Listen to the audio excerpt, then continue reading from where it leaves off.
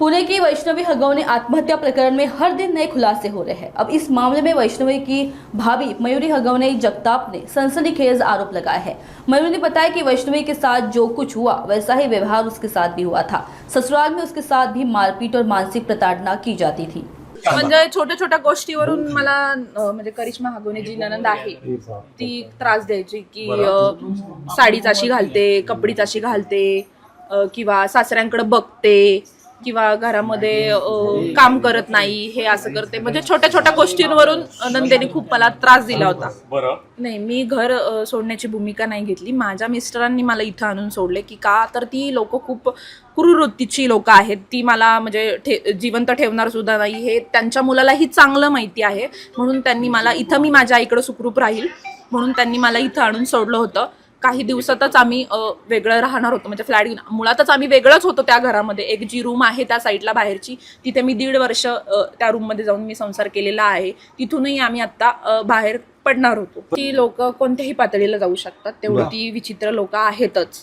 पण हे तिला जे मारहाण चालू आहे किंवा काय, म्हणजे आतल्या गोष्टी आम्हाला बाहेर कळत नव्हत्या. मला म्हणजे जे काही कामगार लोक आहेत त्यांच्या थ्रू कळायचं की तिला मारहाण झाली किंवा हो. मी माझी म्हणजे ती सक्की जाव असून आम्ही कधी एवढ्या वर्षात बोललो सुद्धा नाही. 2 वर्षात मला नव्हतं कोण थांबवत, कारण की मी सगळ्यांना प्रत्युत्तर देत होते. म्हणून मला कधीच कुणी थांबवलेलं नाहीये. पण वैष्णवीला कायम जाच झालेला आहे माझ्या नंदेकडून आणि दिराकडून की तिच्याशी बोलायचं नाही, ती चांगली नाहीये म्हणून. असं ते म्हणजे मला घरातलं काहीच माहित नाही, कारण की मी तुम्हाला सांगते ज्यानुसार की मी 1.5 वर्ष वेगळे राहिले होते.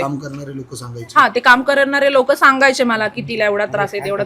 पण आपण माझे मिस्टर तिच्या पतीला एवढे पण बोलायचे की तू एवढा त्रास देऊ नको. तर तो बोलायचा की तुमच्या नवरा बायकोंबद्दल तुम्ही बघा, माझ्यामध्ये बोलू नकोस किंवा पडू नकोस. किंवा माझ्या मिस्टरांवरती पण शशांक हगवणेंनी आरोप केलं होतं की नाही का खोटे, की तुझं पण काहीतरी आहे म्हणून तू माझ्या बायकोची एवढी बाजू घेतोय वगैरे. आम्हाला दिसायचा त्रास तिचा, सगळं व्हायचं, पण आम्ही बोलू शकलो नाही कधी. गाडीचं तर एक सांगायचं म्हणजे माझी सासू जी आहे त्यावेळेस आम्ही तर एकत्र होतो. त्या पाळण्यावरती झोपाळा जो आहे आमच्या घरातला हॉलमधला, त्यावरती त्या बसून तिच्या मम्मीशी बोलत होत्या की तेव्हा मी हे ऐकलं होतं की हा फॉर्च्युनर पाहिजे, कसं सगळ्या ब्रँड गाड्या असल्या की कसं चांगलं दिसतं ना, हे हा शब्द मी ऐकला होता त्यांच्याकडून.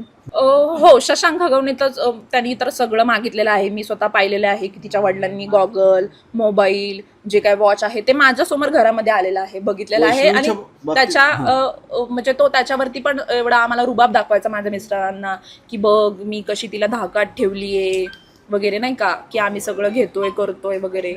असं माझ्या मिस्टरांना पण टॉर्चर करण्यात गेलं की तू कशाला तुझ्या बायकोचं एवढं ऐकतोय, तू म्हणजे बायलाचे हांडगाचे वगैरे, अशा प्रकारे त्याला त्रास देण्यात आला. मुळात घरचे पण त्रास द्यायचे आणि त्याचे जे कॉमन मित्र आहेत त्यांना पण शशांक सांगायचा की याला असं बोला, त्याला तसं बोला.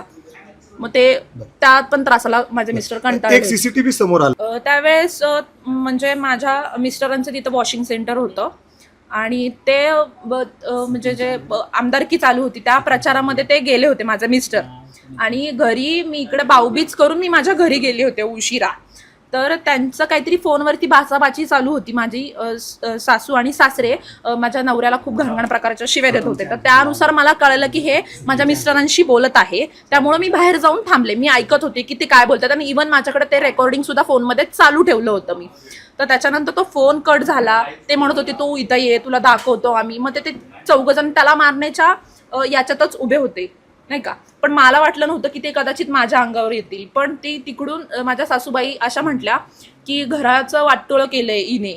तर मी त्यावरती काही रिएक्शन दिलं नव्हतं. पण माझी जी नणंद आहे करिश्मा हगवणे, तिने खूप खूप म्हणजे घाण प्रकारचा शब्द वापरला, जो मला म्हणजे तिने प्रवृत्त केलं उलटं बोलण्यासाठी की त्यानुसार मी उलटं बोलले. तर मला माझ्या सासऱ्यांनी मारहाण केली, माझे कपडे फाडले. त्याच्यानंतर नंदेनी पण मारहाण केली, सासूनी पण मारहाण केली. आणि माझा दीर शशांक हगवणे आणि मला खाली पाडून माझे केस म्हणजे इंदळून त्यांनी माझा मोबाईल घेऊन, कारण की मोबाईलमध्ये माझं रेकॉर्डिंग चालू होतं हे त्याला माहिती होतं, आणि ते मोबाईल ओढून घेऊन तो पळत गेला. आणि त्याच्या मागे मोबाईल घेण्यासाठी मी पळत होते, कारण की माझ्या त्या मोबाईलमध्ये सगळे प्रूफ होते, म्हणून मी त्याच्या मागे पळत होते. पण त्याच्यानंतर तो पुढे जाऊन तो गाडी घेऊन पळून गेला तिथून.